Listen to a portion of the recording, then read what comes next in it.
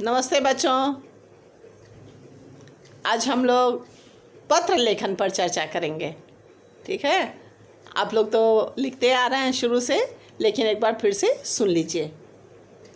आप तो जानते हैं कि पत्र दो प्रकार के होते हैं, औपचारिक और अनौपचारिक, और दोनों के प्रारूप भिन्न भिन्न होते हैं। औपचारिक पत्र हम लिखते हैं सिर्फ आवेदन पत्र लिखने के लिए। हम अपने प्राचार्य को लिखें, नगर निगम को लिखें, स्वास्थ्य अधिकारी को लिखें या अन्य किसी को हम आवेदन करते हुए लिखें तो वो होता है औपचारिक पत्र। और अनौपचारिक पत्र होता है बेटा कि हम अपने माता पिता, भाई बहनों, मित्रों, पड़ोसियों, किसी को भी हम अगर पत्र लिखना चाहे तो वह होता है अनौपचारिक पत्र। ठीक है, तो अब आप आइए हम लोग औपचारिक पत्र पर आए। अगर आप अपने प्राचार्य को 3 दिनों की छुट्टी की मांग करते हुए पत्र लिखना चाहें, आवेदन पत्र लिखना चाहें, तो वो इस प्रकार होगा बेटा। आप बाईं तरफ सबसे ऊपर लिख देंगे प्रधानाचार्य। वैसे आप सेवा में भी लिख सकते हैं, सेवा में प्रधानाचार्य, सेवा में लिखने के बाद अगले लाइन में प्रधानाचार्य, फिर अगले लाइन में DAV public school, cantt road, Khagaul, Patna. ठीक है, परंतु यदि आप सेवा में ना लिखना चाहें तो सिर्फ प्रधानाचार्य भी लिख सकते हैं, वह भी बिल्कुल सही होगा। प्रधानाचार्य कॉमा दे दीजिएगा, फिर अगले लाइन से DAV public school, cantt road, Khagaul, Patna. ठीक है, और एक लाइन छोड़ करके अब आप विषय पर आएंगे। औपचारिक पत्र में हम विषय भी लिखते हैं, क्योंकि हम किस विषय पर प्राचार्य को लिख रहे हैं यह लिखना होता है। तो विषय आप लिखेंगे, आपको तो पता है कि आप 3 दिनों की छुट्टी की मांग करते हुए लिख रहे हैं, तो 3 दिनों की छुट्टी हेतु। ठीक है, अगर आपके विद्यालय में खेल की कोई व्यवस्था नहीं है तो खेल व्यवस्था नियमित करने हेतु। ठीक है, अगर पानी की व्यवस्था नहीं है तो स्वच्छ पानी की व्यवस्था करने हेतु। आप जिस पर भी लिखना चाहें वो आप उस प्रकार का विषय लिखेंगे। फिर आप लिखेंगे, एक लाइन छोड़ करके मुख्य केंद्र बिंदु पर आएंगे। पहला पैराग्राफ बहुत ही महत्वपूर्ण होता है, विषय वस्तु उसी में लिखा जाता है। दूसरे पैराग्राफ में धन्यवाद ज्ञापन होता है। तो जो भी आपको लिखना है वो आप पहले पैराग्राफ में ही और बहुत संयमित शब्दों में, कम शब्दों में पूरी बात आप लिखेंगे। छोटे छोटे वाक्य होंगे आपके और बहुत महत्वपूर्ण होंगे। ठीक है, तो आप लिखेंगे मान्यवर या महोदय। फिर आप अगले लाइन से लिखना शुरू करेंगे कि निवेदन करते हुए कहना चाहता हूँ कि मेरी तबीयत कुछ दिनों से ठीक नहीं चल रही है। मैंने डॉक्टर को दिखाया, उन्होंने मुझे 3 दिनों तक आराम करने की सलाह दी है। अतः मैं इतने से इतने तारीख तक, आप 3 दिन के लिए डेट डाल देंगे कि इतने से इतने तारीख तक विद्यालय में उपस्थित नहीं रह सकूँगा या विद्यालय आने में असमर्थ रहूँगा। ये भी आप लिख सकते हैं। बस आपने अपनी बात बता दी। अब आप अगले पैराग्राफ में जाएंगे। फिर थोड़ी सी जगह, पैराग्राफ जो बेटा हम चेंज करते हैं वह एक एक लाइन नहीं छोड़ते हैं, अगले लाइन से हम लिखते हैं, थोड़ी सी जगह ही छोड़ते हैं। ठीक है, अब आप लिखेंगे, ये होगा पैराग्राफ आपका धन्यवाद ज्ञापन का। अतः श्रीमान से नम्र निवेदन है कि यदि मुझे 3 दिनों की छुट्टी देने की कृपा करेंगे तो मैं सदा आपका आभारी रहूँगा।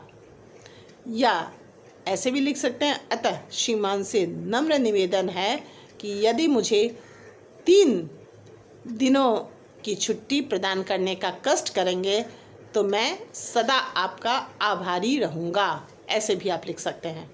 बस आपका समाप्त हो गया। उसके बाद फिर आप नीचे बाईं तरफ ही धन्यवाद। फिर अगले लाइन में आपका आज्ञाकारी छात्र या छात्रा, फिर आप अपना नाम दे देंगे और आप तिथि डाल देंगे। बस ये आपका पत्र पूरा हो गया। तो आप औपचारिक पत्र इसी प्रकार लिखेंगे बेटा, ठीक है, इसमें कोई गलती नहीं करेंगे। और अनौपचारिक पत्र जो होता है वह अपने माता पिता, भाई बहनों, मित्रों, संबंधियों इत्यादि को लिखा जाता है।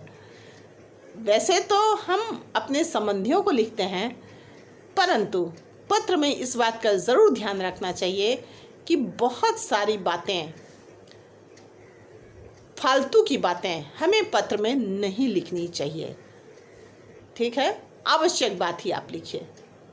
तो ये बेटा आपका 3 पैराग्राफ का होगा, 3 पैराग्राफ आपका होगा अनौपचारिक पत्र। इसमें सबसे ऊपर आप अपना पता लिखेंगे, वही बाईं तरफ आप पता लिख देंगे, फिर उसके नीचे आप तिथि डाल देंगे, फिर उसके नीचे आप एक लाइन छोड़ करके आप लिखना शुरू करेंगे। जैसे अगर आप मित्र को लिख रहे हैं, प्रिय मित्र, मित्र को हम प्रिय लिखते हैं, और माता पिता को आदरणीय, पूजनीय, पूज हम लिखते हैं, आदरणीय, पूजनीय, इस तरह से हम माता पिता, चाचा चाची इत्यादि को हम संबोधित करते हुए लिखते हैं। और मित्र को प्रिय मित्र, छोटे भाई बहनों को प्रिय छोटे भाई, प्रिय अनुज, जो भी आप लिखना चाहें, जिसे भी पत्र लिख रहे हैं उसी के अनुरूप आप लिखेंगे, नाम देंगे मित्र का, और उसके नीचे लाइन में आप नमस्ते लिखेंगे। वो ज़रूर लिखेंगे बेटा।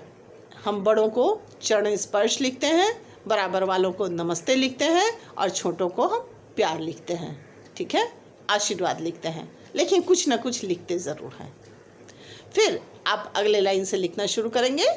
और अगर आपका कोई विषय है, मान लीजिए आप किसी नाटक का वर्णन करते हुए अपने मित्र को लिखना चाहते हैं, तो आप उसी प्रकार लिखेंगे। पहले पैराग्राफ में बेटा आप अपना हालचाल लिख देंगे कि मैं यहाँ बिल्कुल ठीक हूँ, मेरी पढ़ाई भी ठीक से चल रही है, उम्मीद करता हूँ कि तुम लोग भी बिल्कुल ठीक और स्वस्थ होगे, ठीक है।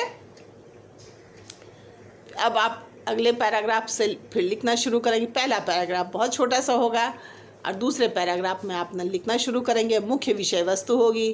तो मित्र, इस पत्र में मैं तुम्हें एक नाटक के विषय में जानकारी देना चाहता हूँ। मेरे स्कूल में या मेरे विद्यालय में एक नाटक का आयोजन हुआ, उसमें मैंने भी भाग लिया था। नाटक का जो भी आप नाम सोचे रहेंगे वो आप लिख देंगे। ये नाम था, इसमें मेरा ये किरदार था। मैंने अपने किरदार को बहुत अच्छी तरह से निभाया। मेरे सभी मित्रों ने भी बहुत मेहनत की थी, और इस नाटक का आयोजन बहुत ही अच्छी तरह से संपन्न हुआ। दर्शक गण तन्मय होकर इस नाटक को देख रहे थे, और जब नाटक का समापन हुआ तो लोगों ने जोर जोर से तालियां बजाईं। इससे हमारा उत्साहवर्धन भी हुआ। मैं उम्मीद करता हूँ कि तुम भी इस प्रकार के कार्यक्रमों में विद्यालय में भाग लेते होगे। यदि नहीं लेते हो तो अवश्य लेना, बहुत अच्छा लगता है। हमें पढ़ाई के अतिरिक्त कुछ अन्य कार्यक्रम भी करने का अवसर प्राप्त हो जाता है। इससे हमारा व्यक्तित्व का विकास होता है, ठीक है बेटा। आपके व्यक्तित्व का विकास कैसे होता है? आप तरह तरह के आयोजनों में भाग लेते हैं। विद्यालय में तरह तरह के कार्यक्रम होते हैं, एक्टिविटीज़ होते हैं, आप उस समय भाग लेते हैं, तो आप लिखना, बोलना सब कुछ सीख जाते हैं।